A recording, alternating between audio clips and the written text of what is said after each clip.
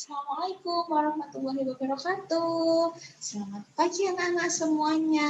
Apa kabarnya? Selamat datang, selamat bergabung di SMK Kesehatan Amanah Husada.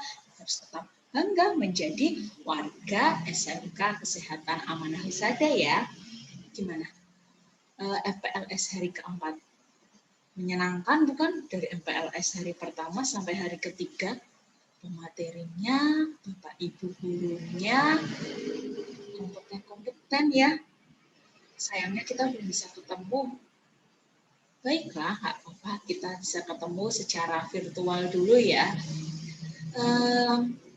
Hari ini, perkenalkan nama saya Dinda Asalia, atau biasa dipanggil dengan Ibu Dinda, akan menyampaikan materi tentang kenakalan remaja.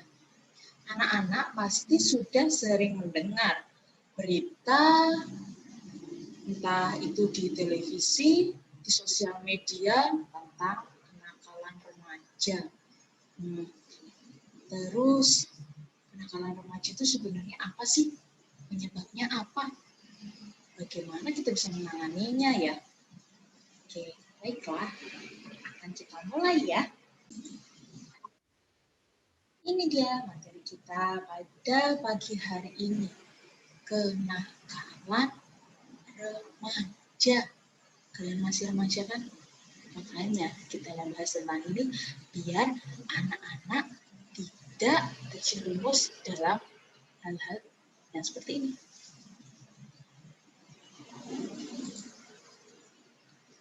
Apa sih sebenarnya kenakalan remaja itu?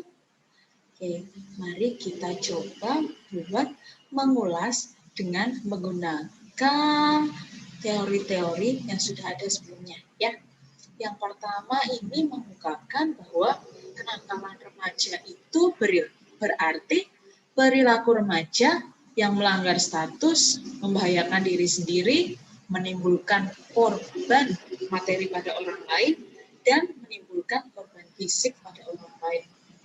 Cukup menyeramkan ya, perilaku yang bisa membahayakan orang lain.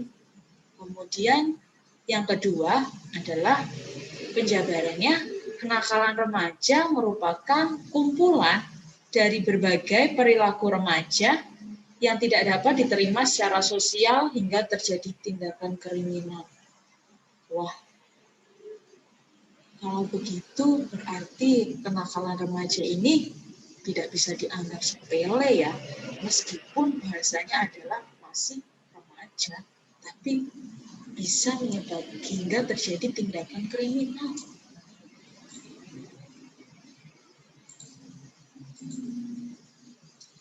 Dari dua pemaparan tadi kita mendapatkan 3 kata kunci.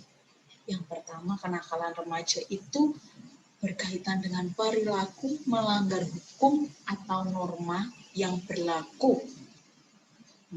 Perilakunya tidak cuma perilaku yang biasa-biasa aja nih, tapi ternyata dia sudah sampai pada titik melanggar hukum atau norma yang berlaku.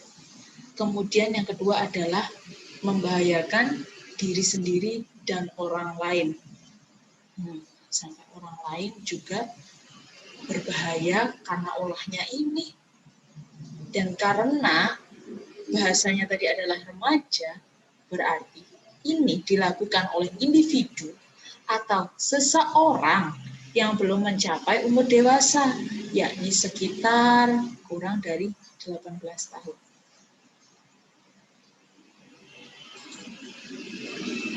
Lalu, apa sih penyebabnya? Penyebabnya ada 2. Yang pertama, internal, dari dalam diri mereka sendiri. Yang kedua, pengaruh eksternal, yaitu pengaruh dari luar atau dari luar diri mereka sendiri. Oke, kita bahas yang internal dulu ya. Namanya aja internal, berarti dari dalam diri mereka sendiri dong. Yang pertama karena krisis identitas. Masa remaja adalah masa di mana seseorang sedang berusaha menemukan jati dirinya. Berbagai tahapan proses perkembangan, pengalaman, pengetahuan mereka dikumpulkan, diserap untuk akhirnya nanti menjadi bagian dari dirinya sendiri untuk mencapai perubahan-perubahan tertentu hingga nanti pada titik mereka akan mencapai tujuannya di masa mendatang. Nah, krisis identitas ini berarti mereka gagal mencapai integrasi antara terbentuknya perasaan akan konsistensi dalam kehidupan dan tercapainya identitas peran. Jadi si remaja ini malah rasanya tuh gagal, baik perasaan-perasaan dalam dirinya ataupun perannya. Mungkin dia merasa selalu tertekan, atau mungkin dia merasa tidak diterima di lingkungan keluarganya, sehingga dia merasa, who am I? Siapa aku? Gitu. Jadi untuk mengungkapkan atau untuk memperlihatkan bagaimana jati diri dia sebenarnya, dia berusaha melakukan hal-hal yang bisa menarik perhatian orang lain. Nah, disitulah salah satunya adalah dengan mereka melakukan kenakalan-kenakalan ini. Yang kedua adalah kontrol diri yang rendah. Remaja yang remaja yang melakukan kenakalan remaja ini tidak bisa mempelajari dan membedakan tingkah laku yang dapat diterima dan yang tidak dapat diterima. Jadi karena dia tidak bisa mengontrol nih, apa sih yang sebenarnya baik buat aku, apa sih yang sebenarnya jelek buat aku, makanya dia ikut tergerus dengan hal-hal yang sebenarnya tidak baik. Mungkin sebenarnya dia tahu ya, tapi balik lagi ada faktor lain, mungkin krisis identitas itu tadi. Yang kedua, dia tidak bisa mengembangkan kontrol diri untuk bertingkah laku sesuai dengan pengetahuannya. Seperti yang Budi bilang tadi, mungkin dia udah tahu bahwa memakai obat-obatan terlarang itu sebaiknya tidak baik. Tapi karena dia tidak bisa mengontrol dirinya sendiri, karena kan remaja itu masa di mana penasarannya sedang menggebu-gebu ya. Makanya mungkin karena itu dia mencoba hal baru yang bahkan sebenarnya dia tahu itu adalah di luar alamnya ya, di luar norma-norma. Kemudian dari faktor eksternal. Faktor eksternal ini karena peran controlling tree pusat pendidikan yang kurang. Apa sih tree pusat pendidikan? Yang pertama, dari lingkungan keluarga. Mungkin dia tidak terlalu diperhatikan di keluarganya. Kemudian mungkin justru malah keluarganya sangat memperhatikan dia hingga dia merasa seperti dikekang. Kemudian dia menunjukkan apa yang ingin dia utarakan tetapi dengan kenakalan-kenakalan itu. Yang kedua, lingkungan sekitar atau lingkungan masyarakat. Nah, di masyarakat ini mungkin si remaja tidak diterima seperti itu tadi. Atau mungkin di lingkungan sekitar atau di lingkungan masyarakatnya ini juga cenderung melakukan hal-hal yang kurang baik dan dia menyaksikan itu. Kita nggak tahu. Dan yang ketiga adalah dari lingkungan sekolah yang kurang controlling. Meskipun sebenarnya controlling ini yang harusnya memiliki intensitas paling tinggi adalah di keluarga. Karena anak-anak itu remaja biasanya bertemu dengan keluarga jamnya lebih banyak daripada dengan masyarakat atau dengan lingkungan sekolah. Dan balik lagi mungkin tadi juga yang di masyarakat juga tidak bisa memberikan arahan mungkin ya dengan kenakalan-kenakalan mereka itu. Kemudian yang kedua adalah berkaitan dengan sosial dan budayanya. Sosial dan budaya ini Bu Dinda menekankan pada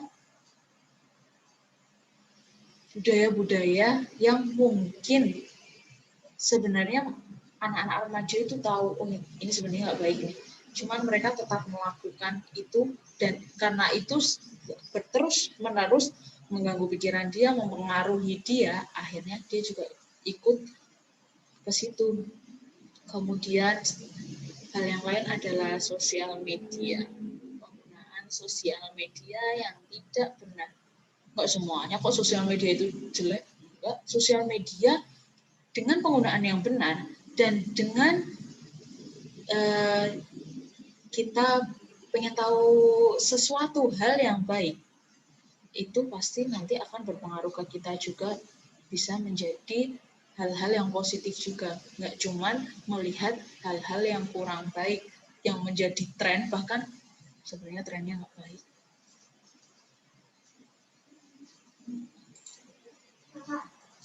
Kemudian apa sih macam-macam kenakalan remaja itu? Pertama adalah kenakalan ringan, berbohong, paling dasar, tapi ini bisa menyebabkan segalanya. Kenapa? Mulai dari bohong nih. Nanti ya Bu, aku pulang jam 8. Aku masih ngerjain tugas sih, ternyata main sama teman. Itu hal yang kecil yang bisa bikin remaja ini berperilaku terus-menerus melakukan hal-hal yang sebenarnya tidak baik. Kemudian yang kedua adalah tindakan kriminal. Apa aja tindakan kriminal? Tawuran. Dulu teman-teman tawuran itu apa sih untungnya? Nanti sakit dirinya sendiri. Kemudian nanti menyakiti orang lain. Kemudian mencuri. Nah, sudah nanti dia akan dihukum, dia merugikan orang lain, apa untungnya? Yang ketiga adalah tindakan asusila. Ini yang benar-benar sedang marak. Seks bebas. Pacaran. Seolah-olah pacar kalian adalah suami atau istri kalian. Yang dengan sadar, dengan ikhlas kalian memberikan, okay, you can touch me, you can kiss me. Dan akhirnya setan ada di mana-mana loh. Jika berduaan di tempat sepi, yang ketiga adalah setan. Iman manusia naik turun. Bisa aja karena itu kemudian pertamanya lurus dari kepala turun ke leher, dan bisa aja pacar kalian itu tahu titik-titik sensitivitas yang nanti akan menaikkan gairah untuk melakukan hal-hal yang berbau seks. Dan tiba-tiba mungkin jika keterusan merit accident. Apakah begitu? Hal yang benar? Tidak. Siapa yang akan rugi? Tentu saja remaja itu sendiri. Ya kalau nanti akhirnya dinikahi, kalau di ghosting, kemudian kita berlanjut ke materi sini. Terus solusinya apa nih? Solusinya yang pertama adalah konseling, memberikan bimbingan tentang kemampuan diri sendiri dan pemecahan masalah. Ini dilakukan oleh orang tua, kemudian orang-orang yang lebih berpengalaman perihal perkembangan remaja. Terus tindakan represif. Kalau remaja udah melakukan tindakan-tindakan yang melanggar norma-norma sosial, maka akan dilakukan hukuman. Nah, biasanya di hukuman ini banyak yang terjadi di tindakan kriminal tadi ya. Itu miras, entah itu memakan obat, menggunakan obat-obatan terlarang. Kemudian tindakan kuratif jika dia sudah sampai kecanduan, itu nanti akan diberikan semacam rehabilitasi. Kemudian remaja itu harus menyadari bahwa tindakan yang mereka lakukan adalah tindakan yang salah. Mungkin ini tidak bisa langsung tiba-tiba, oh aku tahu kemarin yang aku lakukan itu salah dan aku harus tidak. Biasanya juga harus ada harus ada sisi positif dari teman-teman, pengaruh positif dari teman-teman, mungkin dari guru, mungkin dari orang tua, dari lingkungan masyarakat yang ngasih tahu. Jadi, sebenarnya apa yang kamu lakukan itu salah. Kamu sudah pada tahap melanggar norma-norma dan itu bisa disebut dengan kenakalan remaja. Yuk berubah. Makanya cari teman yang carilah teman yang punya pengaruh baik, pengaruh positif buat kalian. Bu Dinda tidak melarang kalian untuk berteman dengan siapapun. Please, silahkan berteman dengan siapapun itu, tapi asal kalian ingat berteman. Tetap ingat dengan norma-norma. Kemudian tetap kalian itu harus dekat dengan orang tua, saling sharing, karena dengan ini orang tua kalian juga bisa mengontrol kalian. Mungkin juga kalau dekatnya sama guru silakan, atau mungkin dekatnya dengan teman-teman di sekitar lingkungan yang itu juga bisa membawa perubahan lebih baik. Terakhir ada pengendalian diri. Harus bisa mengendalikan diri kalian. Oke. Itu tidak baik buat aku, tidak boleh melakukannya.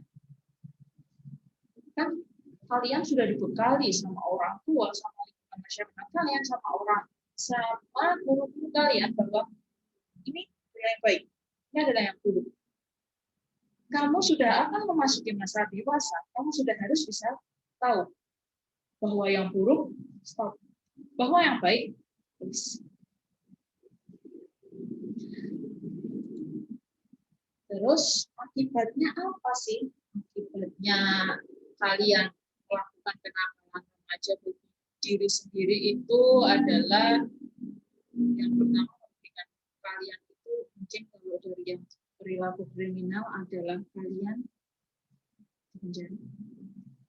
Kalian diberikan sanksi, baik itu sanksi sosial, sanksi hukum, rugi dong. Wah, aku misalnya dikucilkan sama orang-orang, begini. Kemudian, wah aku kena hukuman seperti ini. Yang sebenarnya di waktu-waktu hukuman itu kalian bisa melakukan hal-hal yang lain yang bisa meningkatkan pengembangan diri kalian. Sayang sekali. Terus bagi orang lain, kita nih, misalnya yang mencuri, bisa kehilangan harta bendanya, terus yang tawuran, mungkin kalau sampai tawurannya terlalu ekstrim, luka bagian lain, dan bagi lingkungan kalian mungkin akan merasa jadi nggak baik ya, karena seperti ini, semua kena imbasnya. Makanya jadi remaja nggak gampang, karena remaja adalah masa-masa kalian itu sudah mulai tahu mana yang benar, mana yang buruk, apa yang harus dilakukan, apa yang tidak bisa dilakukan. Tapi jadi remaja itu tidak enak, Karena di sini kalian berusaha membangun konsepsi-konsepsi kalian, pola pikir kalian. Aku mau jadi apa sih? Setelah ini, goalsku ini. Setelah ini, goalsku ini. Apa sih treatment yang baik buat aku bisa mencapai goalsku? Nah, dari Bunda sedikit sih, kalau mau berbincang secara langsung, ngobrol secara langsung, please silahkan. Ada kurangnya mohon maaf, ada baiknya silahkan diambil buat kalian dengan benar-benar aku harus menjadi remaja yang baik, remaja yang sehat, remaja yang bisa membanggakan orang tua, membanggakan masyarakat, membanggakan sekolahku, membanggakan diriku sendiri. Dan yang terpenting jadi remaja harus mencintai dirinya sendiri. Karena kalau kalian mencintai diri kalian sendiri, itu adalah poin. Ketika kalian mencintai diri kalian sendiri, kalian akan tahu, mau seperti ini, nanti nggak sakit dong. Aku nggak mau aku sakit.